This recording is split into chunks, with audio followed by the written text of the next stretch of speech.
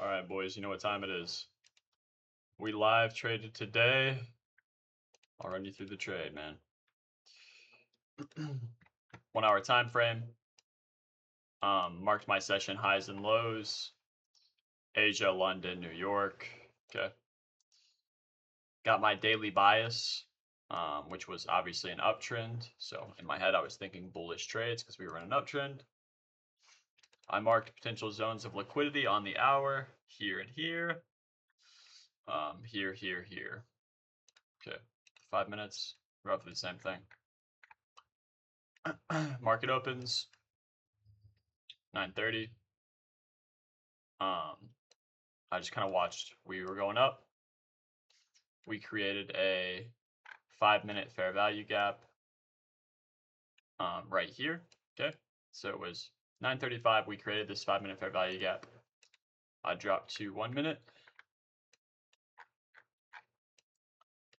We retested this fair value gap and bounced off it, showing that the market didn't need to go lower to keep going higher. So I set my stop loss under this.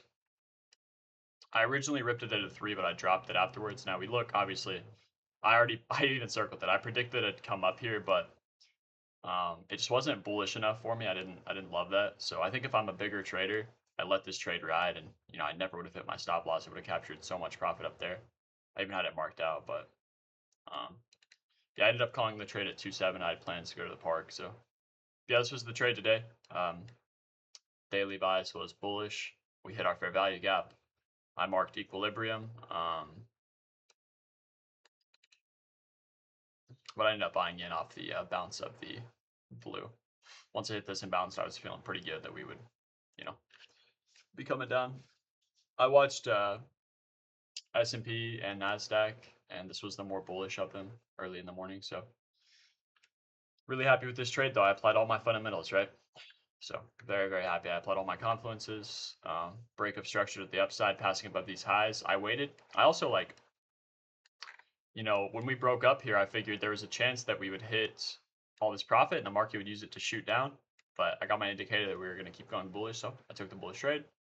Little 2.7. This was done live, but obviously we're replaying it now, but it was done live. So 1-0 on the day. This was the only trade I took. Very happy with it. I think we're making some pretty good progress here, boys. Definitely happy with this trade. And as you can see, I predicted where it would hit, and then, yeah, we're probably bouncing below again. I did predict where it would hit, though. I just expected it to be a lot more bullish. So when I kind of got, originally, I think this little candle started black as sellers and just kind of filled out there. So I didn't like that much. And then when we kind of came up here and this one didn't pass really fast, I just kind of sold after this. I marked it above and just kind of assumed it would drop. Also, I did that because on the 1 hour, let's see if I can find this. On the 1 hour, this zone is right in a fair value gap that never got tested. So I also just had that in the back of my mind when this trade was being taken, that there is some volatility there, and I kind of wanted to see, and you can see it tested and passed, but you never know. This was also the mark of my new day gap, or my new week gap, I guess. But yeah, I tested it and shot back up. So obviously I could have taken a much more volatile trade, but I'm happy with that. I mean, 2.7. If I can be consistently like this, we're good. Let me show you guys the spreadsheet of my win-loss.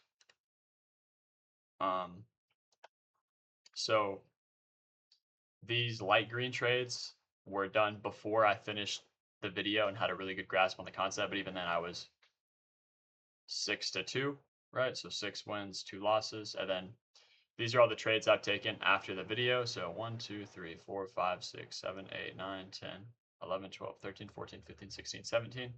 So I've taken 17 trades and I've had 13 wins, 4 losses. So we're doing very good. And I will keep you guys posted, man.